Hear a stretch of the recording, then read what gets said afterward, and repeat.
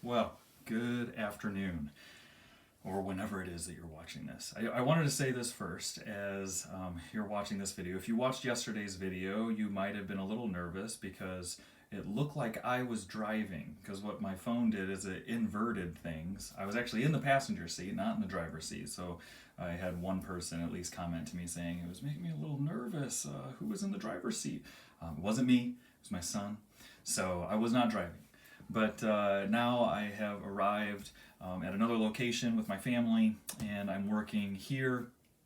But I was thinking this morning again about how maybe I can encourage those who are watching, and with in Michigan having the governor give a stay-at-home mandate, and then just with regards to the COVID crisis and people not being able to work now, people again staying in their homes, people not sure what's going to happen in 3 weeks from now, 4 weeks from now. Then we just hear today, this morning, that the Olympics have been canceled for this year. There's a lot of uncertainty in this time, and we're just kind of stuck at home going, what do we do? What do we do? And I was thinking about the Bible verse that says, those who wait on the Lord shall renew their strength. I think that under God's control, He has lovingly forced us into a position to wait and to learn the discipline of waiting. God loves to work in process, causing us to wait. Think, for example, of Abraham. Many people, if they were to think about Father Abraham from a world religions perspective, they would say Abraham is the father of three major world religions: Islam, Judaism, and Christianity. And what is Abraham really known for? What did he do that caused him to be the father of the world religions? It was God's work through him as he waited. He waited for decades for God to deliver on His promise. He waited. God loves to work through waiting. And so we're forced into a position now to learn through waiting. But waiting doesn't mean just sit back in your chair and wait for God to zap you with something. Waiting involves certain things on our part. Because waiting is difficult. Waiting brings our heart out. And so I've thought of a few things that are involved in waiting.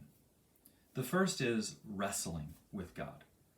I think of the story with Jacob, and he wrestled with the Lord, but the next day he was going to be meeting his brother Esau, who he had deceived, and he's nervous that his brother is going to harm him, take his stuff, that his brother is still bitter against him. And the night before that, the Lord wrestles with Jacob. Jacob wrestles with the Lord, and he eventually gets to a point where he says, I will not let go unless you bless me. Now, he's not saying, I will not let go unless you promise me that I'm going to beat Esau. He says, unless you bless me. To have the blessing of God meant that essentially Jacob was saying, I want you. I just want to know I have you more than anything else. And then God blessed Jacob. Then God blessed Jacob. Oh, I'm so sorry. Hold on. No, I'm sorry. That's my daughter. Come here, Carice. Since you're here, might as well say hi to the people on YouTube. No? Okay, you can go ahead and go on out. She's a little embarrassed. So, but Jacob is wrestling, and God blesses him. And He blesses him because he knows that the Lord is best. Now, we see an example then of wrestling from that's a good type of wrestling. It's not a wrestling that Jacob says, I'm going to win and I'm going to beat God, but instead he says, no, God, you win, and therefore I'm not going to let go. So God names Jacob Israel. Israel means he wrestles. God names a whole nation Israel, because God likes that kind of wrestling with him, where we're going through difficulties and difficult circumstances and we just say, Lord, I don't know what this means. I'm wrestling with this in my own mind, but I'm not going to let go unless you bless me.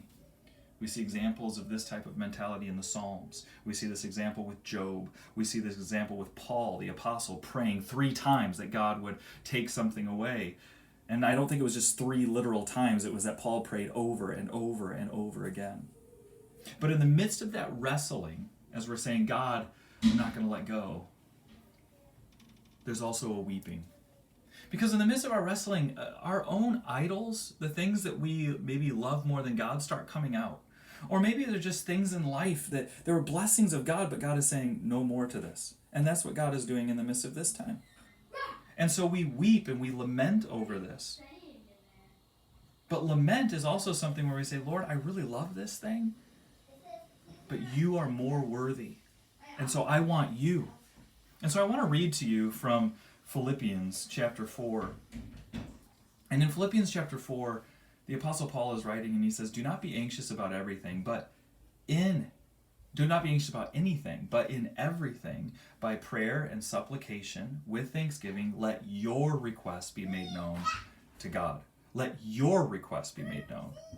And so, in that statement, when he's saying your requests, he's actually saying, lay out your burdens. Lay out the things that are on your mind, because as you lay out your heart and you say, God, but you are more worthy,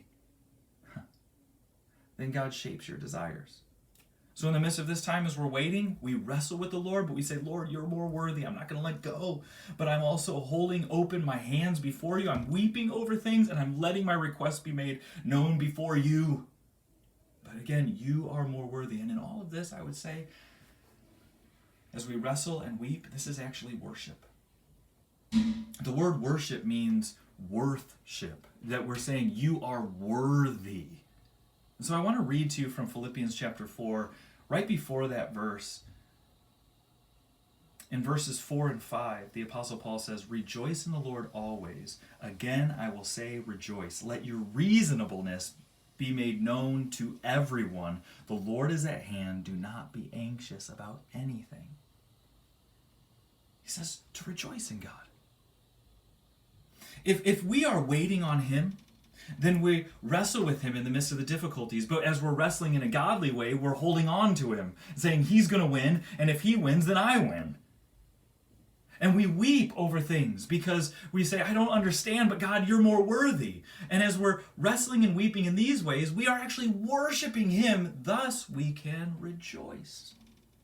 And we ought to rejoice. Paul says, let your reasonableness be made known to all men. It is only reasonable that if we believe there is a God, and a loving God who sent his Son to die on the cross for our sins, and that he is with us always, even to the end of the age, then the only reasonable response is worship.